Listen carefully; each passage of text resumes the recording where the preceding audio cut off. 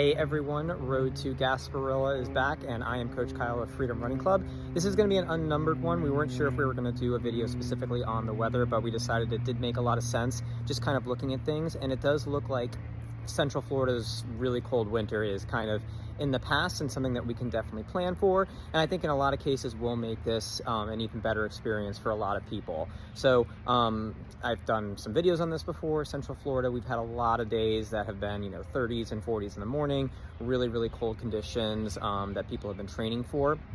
It looks like if you were hoping for a 40-degree race time for Gasparilla on either of the 2 days, February 21st or 22nd, it doesn't look like it's going to happen.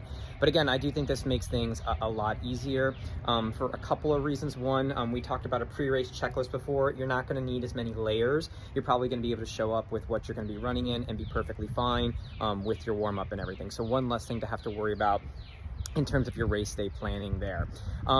One other thing that, especially for Saturday, it looks like it's going to be low 60s. Last time I looked, it looks like it was going to be maybe around like 61, 62 degrees for the start of the 15K, and then, about maybe 10 degrees warmer by the time the 5K starts. But it looks like there's going to be very, very low wind predicted, which is great. I know I've talked about the wind a lot.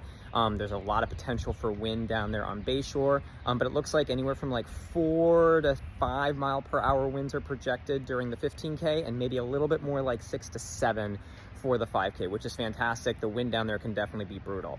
It does look like the race conditions for day 2 on Sunday might be a little bit less optimal, but still not terrible. A little bit warmer, looks like about 64 to 65 degrees for the half marathon race start.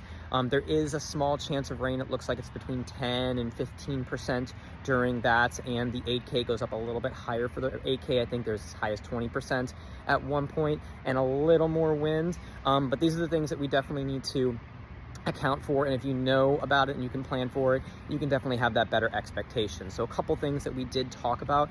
One, you're not going to need those extra layers. Make sure we've talked about or we're going to talk about here the idea of electrolyte loading.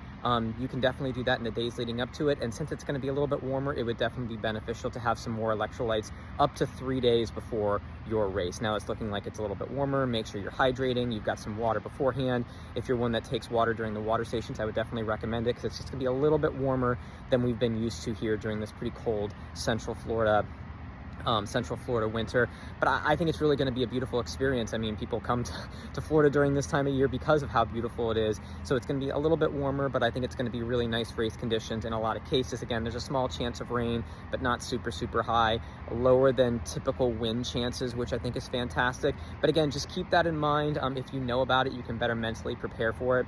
We talked about in a lot of cases coming back, the return for all the races as you're coming back on Bayshore toward the finish. Typically that's where wind is going to be a little bit more just because of the way the wind pattern is, so you can kind of plan for that. If you just know as you're running, it's like, wow, this wind is definitely at my back, I'm going to have to prepare for it. Mentally prepare yourself for it, and again, knowing that as you get into it can really help set you up for success, and knowing this now can also let you do some of those small things like a little more hydration in the days leading up for it, making sure that you're packing what you actually need or maybe what you don't need in terms of extra layers can also kind of mitigate just a little bit of that stress.